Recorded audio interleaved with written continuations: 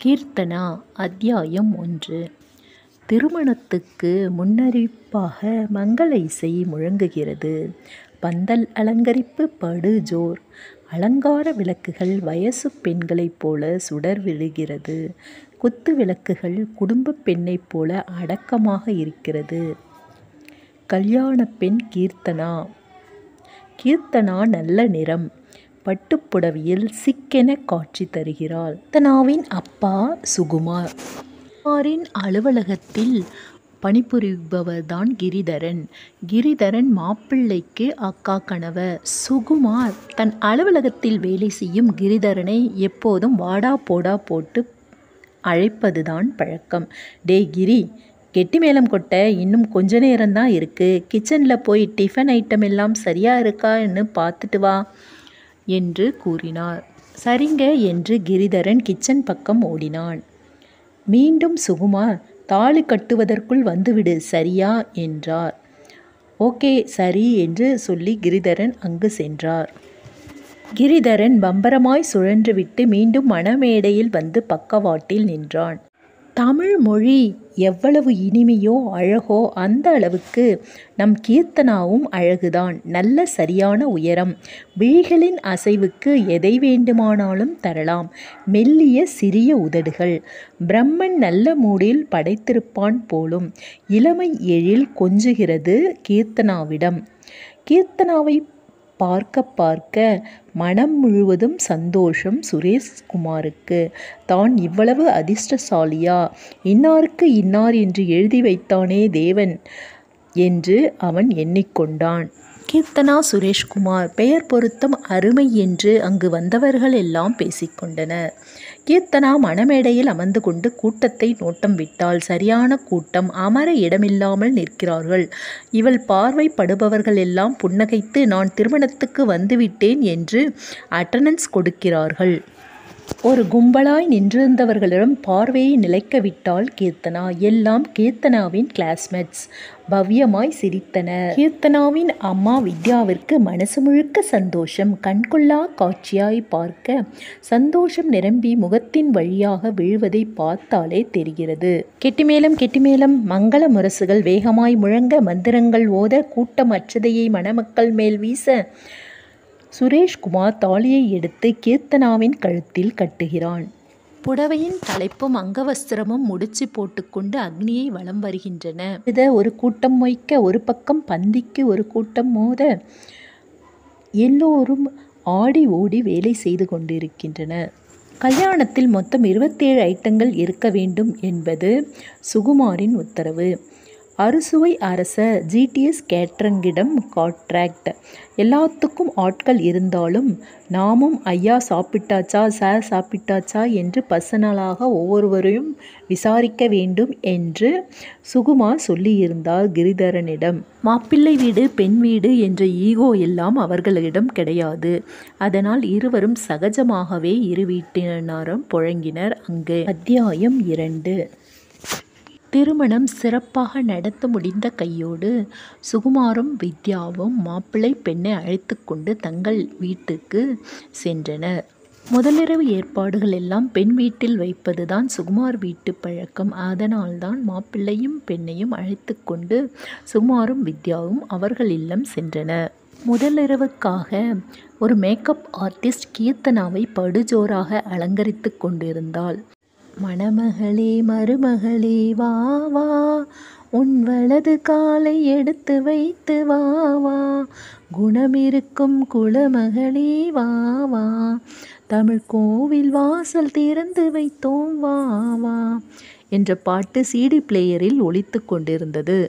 அலங்கரித்து முடித்து தோழிகள் அனைவரும் அவளை அழைத்து கொண்டு சுரேஷ்குமார் இருந்த அறைக்குள் சென்று விட்டு வந்தனர். பால் சொம்போடு உள்ளே நுழைந்தாள் கீர்த்தனா. சுரேஷ்குமார் ஒரு கம்ப்யூட்டர் சாஃப்ட்வேர் நிறுவனத்தில் டீம் லீடாக பணிபுரிகிறான். மாதம் 70,000 ரூபாய் சம்பளம் பெறுகிறான். கூடிய சீக்கிரத்தில் அது 1 லட்சமாக உயர்வதற்கான சாத்தியக்கூறுகள் அதிகமாகவே தென்பட்டன. ஆனால் அறைக்குள் நுழைந்ததும் சுரேஷ்குமாரை காலில் விழுந்து வணங்குவதற்காக முனைந்தாள். சுரேஷ்குமார், இல்லை கீர்த்தி, இதெல்லாம் எனக்கு பிடிக்காது. இதெல்லாம் பழைய கால சம்பிரதாயம். பழங்கால சம்பிரதாயங்கள்லாம் எனக்கு நம்பிக்கை கிடையாது. அதனால் உட்காரு, ஆணும் பெண்ணும் சரிசமம் அப்படின்னு நினைக்கிறவன் தான் நான் என்று கூறினான். சுரேஷ்குமாரின் மீது இருந்த மதிப்பு கீர்த்தனாவின் மனதில் உயர்ந்தது. கீர்த்தனா பால் சொம்பை நீட்ட அதை அண்ணாந்தே குடித்தான். ஏனென்றால் ஒரு சிலரின் எச்சில் மற்றவருக்கு பிடிக்காதல்லவா? அதனால் அண்ணாந்தே அந்த பாலை குடித்துவிட்டு மீதி பாதி பாலை கீர்த்தனாவிடம் நீட்டினான் சுரேஷ்குமார். அலுவலக கதைகள் மற்ற கதைகள் எல்லாம் பேசி முடித்துவிட்டு தங்களுடைய இனிமையான இல்லறத்தை அடியெடுத்து வைத்தனர் தம்பதிகள் இருவரும். அடுத்த நாள் காலை எழுந்து கிச்சனுக்குள் வந்தாள் கீர்த்தனா. கீர்த்தனாவின் அம்மா வித்யா, உனக்கு கல்யாணம் ஆயிடுச்சு, இனிமே சமையல் வேலைலாம் நல்லா கற்றுக்கோடி. இனிமே முன்ன மாதிரி இருக்க முடியாது, நான்லாம் சமைச்சு கொடுக்க முடியாது உங்கள் வீட்டில். அதனால் நீ தாண்டி எல்லாத்தையும் கற்றுக்கணும், சமையலெல்லாம் நல்லா கற்றுக்கோ, இங்கே 2-3 நாள் இருப்பல்ல, அப்போ நல்லா கற்றுக்கோ என்று கூறினாள். சரிம்மா என்று கூறினாள் கீர்த்தனா. இவர்கள் பேசுவதை கேட்டுக்கொண்டிருந்த சுகுமார், என்னடி என் பொண்ணுக்கு இப்போ தானடி கல்யாணம் ஆச்சு, அதுக்குள்ளே இப்படி அதட்டி மிரட்டுற அவளை, போக போக எல்லாத்தையும் அவளும் தெரிஞ்சுப்பா. இது மாதிரி சும்மா மிரட்டிட்டு அது இதுன்னு சொல்லிட்டு அவளை பயமுறுத்திட்டு இருக்காத என்று கூறினாள் சுகுமார். ஆமாம், உங்களுக்கு செல்ல பொண்ணு, ஆனால் போகிற வீட்டில் அவள் மருமக இல்லை, ஏதாவது வேலை சரியாக செய்யலைன்னா என்ன தானே ஏசுவாங்க என்று வித்யா கூறினாள். ஏண்டி, அங்கே கீர்த்தனாவை திட்டுறதுக்கு யாரடி இருக்காங்க? மாமியார் மாமனார் யாரும் கிடையாது, எல்லாம் ஏற்கனவே இறந்துட்டாங்க. இருக்கிறது ஒரே ஒரு அக்கா, அவங்களும் கல்யாணமாகி 2 தெரு தள்ளி அவங்க இருக்காங்க. நம்ம மாப்பிள்ளை சுரேஷ்குமாரோட அக்கா வீட்டுக்காரு, அதாவது கிரிதரன், அவரை பற்றி தெரியும், தங்கமான குணம். அவங்க ஒய்ஃப் கீதாவும் அப்படி தான், அதாவது சுரேஷ்குமாரோட அக்காவும் அப்படி தான், தங்கமான குணம். ஏற்கனவே நம்ம நிறைய நாள் பழகி பார்த்து பிடிச்சதால தானடி நம்ம பொண்ணை கொடுத்துருக்கோம் என்று கூறினார். என்னதான் இருந்தாலும் நம்ம பொண்ணும் கொஞ்சம் வேலைகளெல்லாம் கற்றுக்கணும் இல்லைங்க, அதுக்காக தாங்க சொன்னேன். நீங்கள் இப்படி என் வாயை அடைக்கிறதுலையே குறியாக இருக்கீங்களேங்க என்று கூறினாள் வித்யா. சரி சரி, பேசினது போதும், மாப்பிள்ளைக்கு சூடாக காஃபி எடுத்துகிட்டு போய் கொடுங்க என்று கூறினார். சூடாக காஃபி கலந்து, ஃபில்டர் காஃபி கலந்து கொடுத்தனுப்பினாள் கீர்த்தனாவிடம். கீர்த்தனாவின் தாய் வித்யா எடுத்துக்கொண்டு போய் சுரேஷ்குமாரிடம் நீட்டினாள் அவள். சுரேஷ்குமார் ஆழ்ந்த களைப்பில் உறங்கிக் கொண்டிருந்தான். அவனை எழுப்பி, இந்தாங்க காஃபி குடிங்க என்று கூறினாள் கீர்த்தனா. காஃபியை ரசித்து ருசித்து குடித்தான் சுரேஷ்குமார். அடுத்து டிஃபன், சாப்பாடு, அது இது என்று மாமியார் வீட்டு உபசாரம் அதகலப்பட்டது அங்கே. அத்தியாயம் 3.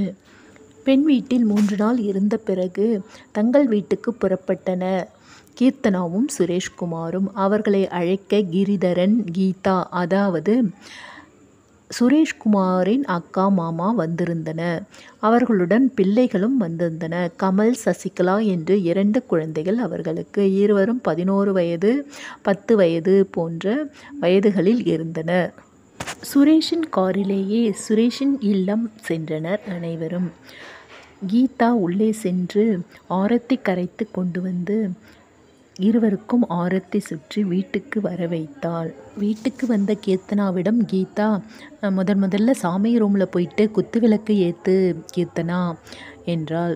அவளும் அது போலவே சாமி கும்பிட்டு விட்டு குத்து விளக்கை ஏற்றினாள். பிறகு கிச்சனுக்குள் அழைத்து சென்றாள் கீர்த்தனாவை. எந்தெந்த பொருள் எங்கெங்கே இருக்கிறது என்பது பார்த்து கொள்ளும்படி சொல்லினாள் கீதா. கீர்த்தனாவும் அது போலவே அனைத்தையும் பார்த்து கொண்டாள். இன்றைக்கி ஒரு நாள் சமையல் வேலைலாம் நான் பார்த்துக்கிறேன், நாளைக்கு நான் எங்கள் வீட்டுக்கு போயிடணும், ஏன்னா பிள்ளைங்களுக்கெல்லாம் ஸ்கூல் இருக்கிறதால எங்கள் வீட்டுக்கு போயிடணும், அதனால் நாளை முதல் நீ பார்த்துக்கோ என்று கூறினாள். கீதா அன்பொழுக பழகினாள். கீர்த்தனாவுக்கும் கீதாவை மிகவுமே பிடித்திருந்தது. அன்று சமையல் படு அட்டகாசமாக நடந்தது. பிரியாணி, சிக்கன் ஃப்ரை, சிக்கன் 65, பாயாசம், வடை என்று அசத்திவிட்டாள் கீதா. பிள்ளைகளும் விரும்பி சாப்பிட்டனர். அதாவது கீதா, கிரிதரனின் பிள்ளைகளான கமல், சசிகலாவும் விரும்பி சாப்பிட்டனர். புதுமண தம்பதியரும் மிகவும் விரும்பி ரசித்து ருசித்து சாப்பிட்டனர். சிடி பிளேயரை பாட்டுகளை போட்டு கமலும் சசிகலாவும் டான்ஸ் ஆடிக்கொண்டிருந்தனர். தங்கள் அத்தையையும் டான்ஸ் ஆட அழைத்தனர். கீர்த்தனாவும் அவர்களோடு சேர்ந்து அரட்டை அடித்துக்கொண்டு பாடிக்கொண்டும் ஆடிக்கொண்டும் இருந்தாள். மகிழ்ச்சி மகிழ்ச்சி மகிழ்ச்சி மட்டுமே அந்த இல்லத்தில் நிறைந்திருந்தது அன்று முழுவதும். அத்தியாயம் 4. கிரிதரன், கீதா, கமல், சசிகலா அனைவரும் அவர்கள் இல்லம் சென்றுவிட்டனர். வீடே வெறிச்சு ஓடியது போன்று உணர்வு ஏற்பட்டது கீர்த்தனாவிற்கு. நல்ல வேளை ஒரு வாரம் சுரேஷ்குமார் விடுப்பு எடுத்திருந்ததால் அவனுடன் நேரத்தை செலவிட்டாள். யூடியூபில் சமையல் வீடியோக்களை பார்த்து சமையலும் செய்து முடித்தாள் ஒரு வழியாக. அவனும் விரும்பி சாப்பிட்டான். கீர்த்தனாவின் அம்மா வித்யா ஃபோன் செய்தாள். என்னடி கீர்த்தி, என்ன பண்ணிகிட்டு இருக்க? சமையல்லாம் ஒழுங்காக செஞ்சு கொடுத்தியா மாப்பிள்ளைக்கு என்று கேட்டாள். ஓ, சூப்பராக செஞ்சம்மா. யூடியூப்பை பார்த்து சூப்பராக செஞ்சு அசத்திட்டேம்மா. நீ கவலைப்படாதம்மா, நான் எல்லாத்தையும் கற்றுக்கிறேன். என்னை பற்றியே கவலைப்பட்டுட்டு இருக்காம அப்பாவுக்கு ஒழுங்காக சோறு பொங்கி போடு என்று கூறினாள். ஆமாம், நான் தான் இத்தனை வருஷம் எக்ஸ்பீரியன்ஸ் ஆச்சே, நான் அவருக்கு சோறு பொங்கி போட மாட்டேனா? நீ தான் எப்படி பொங்கி போட போகிறேன்ட்டு ஒரே கவலையாக இருக்குடி எனக்கு என்று கூறினாள் அவள். இப்போ என்னம்மா முன்ன மாதிரியா அவங்கக்கிட்ட இவங்கக்கிட்ட கேட்கணுன்ட்டு எந்த அவசியமும் இல்லைம்மா. யூடியூப்லேயே எல்லாம் இருக்குது.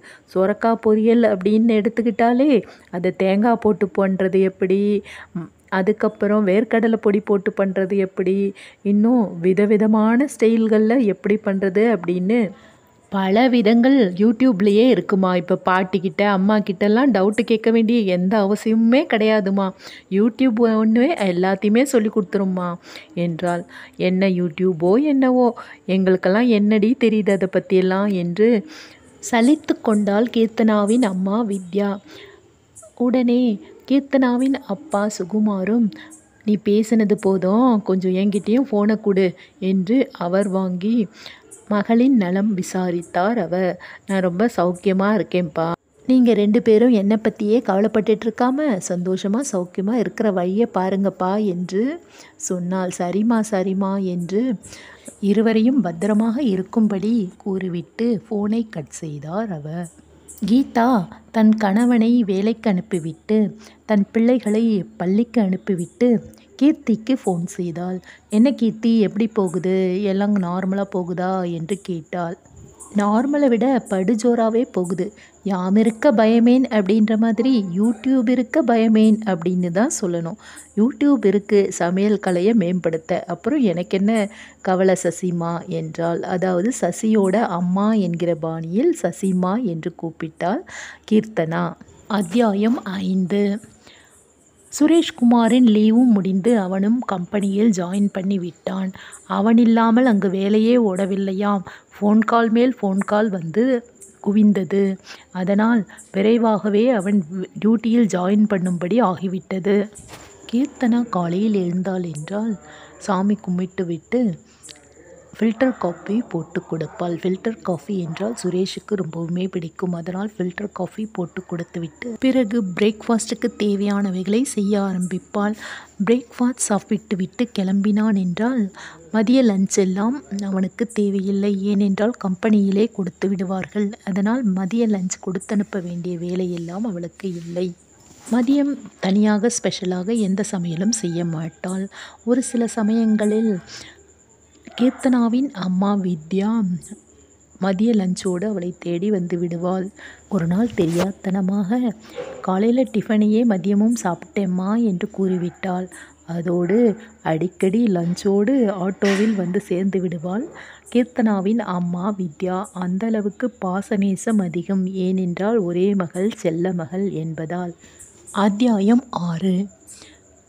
இப்படி எந்த பிரச்சனையும் இல்லாமல் சுரேஷ்குமார் கீர்த்தனாவின் வாழ்க்கை மிகவும் ஸ்மூத்தாக சென்று கொண்டிருந்தது.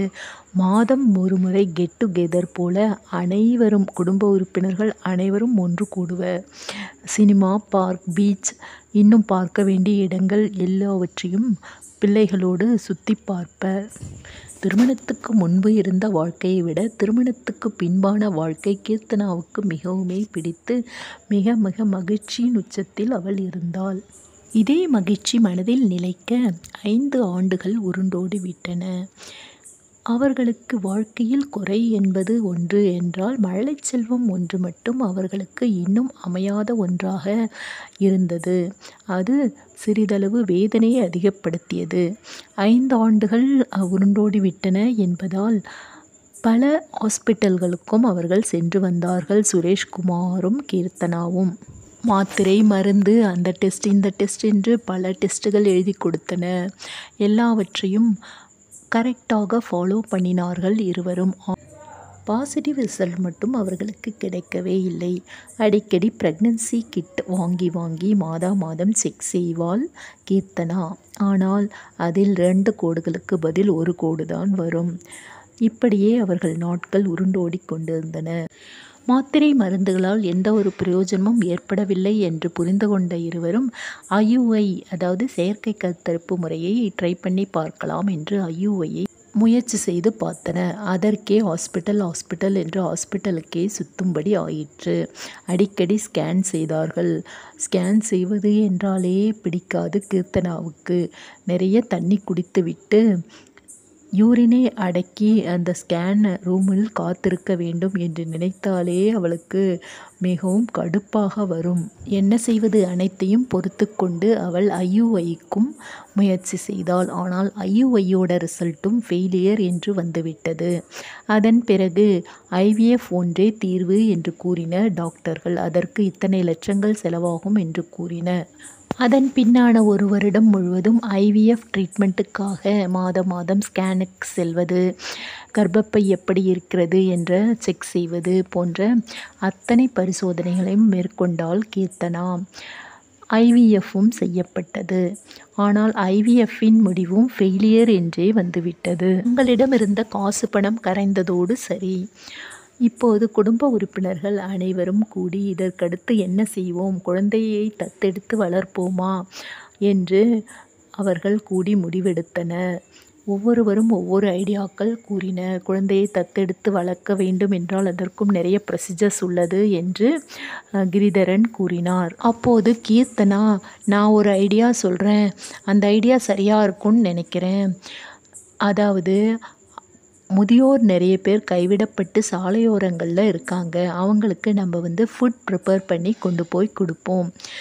அதாவது நமக்கு ஒரு குழந்தை பிறந்தாதான் நம்மளோட குழந்தை அப்படின்றது இல்லை. நம்ம யாரை வேணாலும் குழந்தையாக நினச்சி அவங்களுக்கு சேவைகள் செய்யலாம். நம்ம வாரம் இந்த சேவையை செய்யலாம் என்று கீர்த்தனா கூறினாள். அதாவது சாலையோரம் இருக்கக்கூடிய முதியவர்களுக்கு உணவு தயாரித்து கொண்டு போய் கொடுப்பது என்ற சேவையை செய்ய அவர்கள் முடிவெடுத்து விட்டார்கள். கீர்த்தனாவின் அப்பா அம்மாவும் இந்த முடிவுக்கு சம்மதம் தெரிவித்தனர். மிகுந்த மகிழ்ச்சி அவர்களுக்கு. நாங்களும் ஹெல்ப் பண்ணுகிறோம் என்று சொன்னனர். சசிகலாவும் கமலும் கூட நாங்களும் ஹெல்ப் பண்ணுறோம் மாமா அத்தை என்று கூறிவிட்டனர். கீர்த்தனா என்ன கூறினாள் என்றால், இந்த உலகத்தில் ஒவ்வொருவரும் ஒவ்வொரு மாதிரி தங்கள் வாழ்க்கையை அமைத்து கொள்கின்றனர். அஸ்ரா சாய் அப்படின்ற ஒருத்தர் நிறைய முடியாதவங்களுக்கு பண உதவி செய்கிறாரு. அது மாதிரி தமிழ்நாட்டில் பாலா KPY பாலா நிறைய பேருக்கு உதவி செய்கிறாரு. ஒரு பையன் பைக் இல்லை அப்படின்னு சொல்லும்போது அந்த பையனுக்கு பைக் வாங்கி கொடுத்தாரு. அது மட்டும் இல்லாமல் அரசு பள்ளியில் கழிப்பிட வசதி இல்லாமல் இருக்கும்போது அவரும் இன்னொரு நடிகரும் சேர்ந்து கழிப்பிட வசதியை ஏற்படுத்தி கொடுத்துருக்காங்க. இது மாதிரி ஒவ்வொருவரும் ஒவ்வொரு சேவைகளை செஞ்சுட்டு இருக்காங்க. அதுபோல் நம்ம இந்த சேவையை செய்யலாம் என்று முடிவெடுத்தனர். முகமது ஆஷிக் அப்படின்ற ஒருத்தர் கூட நிறைய பேருக்கு உதவிகள் செய்கிறார். நிறைய சிறு குழந்தைகளின் கல்விகளுக்கு உதவி செய்கிறார். ரெண்ட் கட்ட முடியாதவங்களுக்கு உதவிகள் செய்கிறார். அப்படி நிறைய பேர் இந்த காலத்தில் சமூக சேவை செய்ய ஆரம்பிச்சிட்டாங்க. ஸோ நாமளும் நம்ம வாழ்க்கையை ஒரே ரீதியாக நம்ம கடத்திட்டு இருக்காமல், அதாவது கல்யாணம் பண்ணிட்டா கண்டிப்பாக குழந்தை பிறந்தே ஆகணும், குழந்தை இல்லைன்னா வேறு வழியே கிடையாது அப்படின்னு யோசிக்காமல் அதை நம்ம மாற்றி யோசித்து வேறு வழிகளில் நம்ம வாழ்க்கையை பயனுள்ளதாக மாற்றிக்கலாம் என்று முடிவெடுத்து அதை செயல்படுத்தவும் ஆரம்பித்து விட்டனர். வேளாங்கண்ணி திருத்தலத்தில் கூட முதியோருக்கு உணவு வழங்கும் சேவை தொடங்கப்பட்டுள்ளது. அதற்கு பல நல்லுள்ளங்களும் ரோட்டரி கிளப்புகளும் உதவி செய்கின்றன. அதுபோல இவர்களும் ஞாயிற்றுக்கிழமை இந்த சேவை சேவையை செய்ய ஆரம்பித்து விட்டனர். ஏனென்றால் ஞாயிற்றுக்கிழமை குழந்தைகளுக்கும் விடுமுறையாக இருக்கும், இன்னும் பெரியவர்களுக்கும் விடுமுறையாக இருக்கும் என்பதால் தான் அந்த கிழமையை தேர்ந்தெடுத்து ஒவ்வொரு வாரமும் சீரும் சிறப்புமாக அந்த பணியை செய்து கொண்டே வருகின்றனர். இப்போது 200 வாரங்களை கடந்து அவர்களின் பணி இனிதே சென்று கொண்டு இருக்கிறது. இந்த பணியை சுரேஷ் மற்றும் கீர்த்தனா மட்டும் செய்யவில்லை.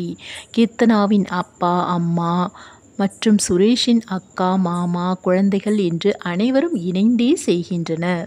கீர்த்தனா இப்போதெல்லாம் சமையல் கலையில் மிகவும் சிறப்பானவளாக மாறிவிட்டாள். 2 பேருக்கே எப்படி சமைப்பாள் என்று அவங்கள் அப்பா அம்மா யோசித்து கொண்டிருந்த அந்த தருணம் இப்போது கிடையாது. இப்போது 200 பேருக்கு சமைத்து கொண்டு செல்லும் அளவிற்கு கைதேர்ந்தவளாக மாறிவிட்டாள் கீர்த்தனா. இப்போது 200 பேருக்கு அன்னையாக மாறிவிட்டாள் கீர்த்தனா. தந்தையாக மாறிவிட்டார் சுரேஷ்குமார். சுரேஷ்குமார் கீர்த்தனாவின் வாழ்க்கை இனிமையாக, மகிழ்ச்சியாக, அமைதியுடன் ஒவ்வொரு நாளும் மெருகேறிக்கொண்டே சென்றது. முற்றும். இந்த கதை உங்களுக்கு பிடிச்சிருந்ததுன்னா லைக் பண்ணிடுங்க, மற்றவங்களுக்கு ஷேர் பண்ணிடுங்க. சேனலை சப்ஸ்கிரைப் பண்ணாமல் இருந்தீங்கன்னா மறக்காமல் சப்ஸ்கிரைப் பண்ணிக்கோங்க. சுரேஷ்குமார் கீர்த்தனாவின் வாழ்க்கை உங்களை பாதிச்சதுன்னா மறக்காமல் கமெண்ட் பண்ணிடுங்க. நன்றி, வணக்கம். Thank you friends.